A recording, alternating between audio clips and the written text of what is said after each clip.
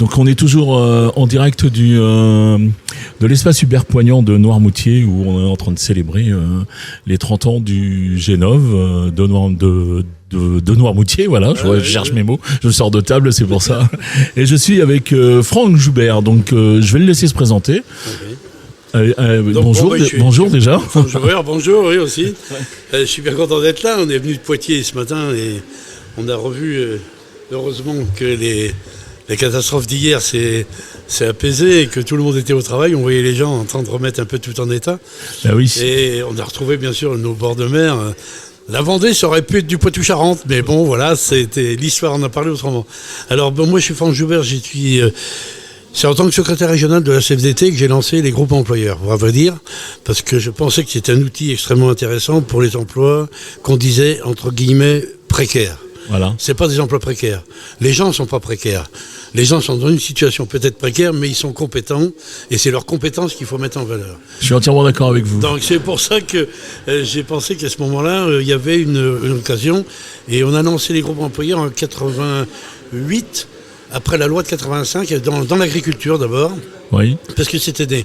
Alors, c'est né dans l'agriculture parce qu'il y avait déjà de la solidarité qui existait dans l'agriculture. Déjà. Il y avait déjà des gens qui partaient de l'agriculture, on n'y arrivait pas. Et puis, il y a eu là aussi un syndicat. Nous, on s'est entendu, pour une fois, on s'est entendu avec les FNSEA. Mais parce que le préfet de l'époque m'avait dit, moi, j'ai le pouvoir de convoquer et vous avez le pouvoir de faire. Ah. Et j'aimerais bien qu'on retrouve cette idée aujourd'hui profondément démocratique où l'État a le pouvoir de convoquer mais il n'a pas le pouvoir de faire. C'est ça. Donc voilà, et à Noirmoutier, ils ont été dans les premiers à faire ce pas, la solidarité a fonctionné, c'est une île. Chaque groupe employeur a une petite île en fait. Même s'il est au milieu de l'Auvergne, il est quand même une petite île. C'est tout à fait. Et puis ça, moi je trouve que les groupements d'employeurs, ça répond vraiment à une problématique d'emploi saisonnier, voilà. qui est très, du côté Poitou-Charentes, je connais un peu moins cette région, mais du côté insulaire chez nous là. Alors d'emploi saisonnier et aussi du changement du salariat.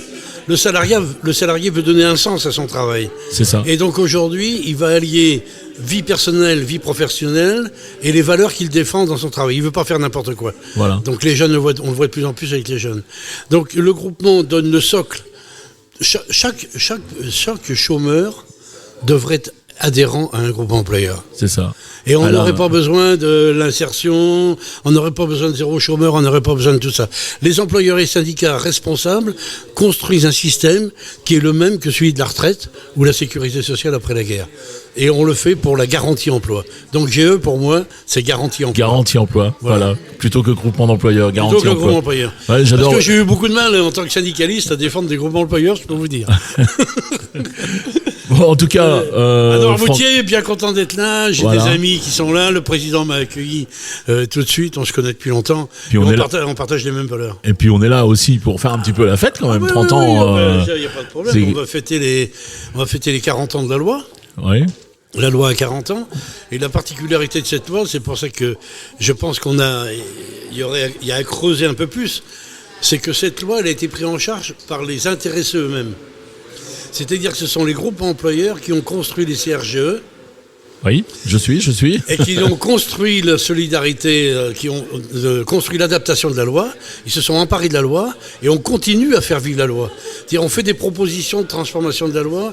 On est en train de travailler sur les CSE, la représentation des salariés dans les CSE. Donc c'est entre pairs qu'on fait vivre cette loi.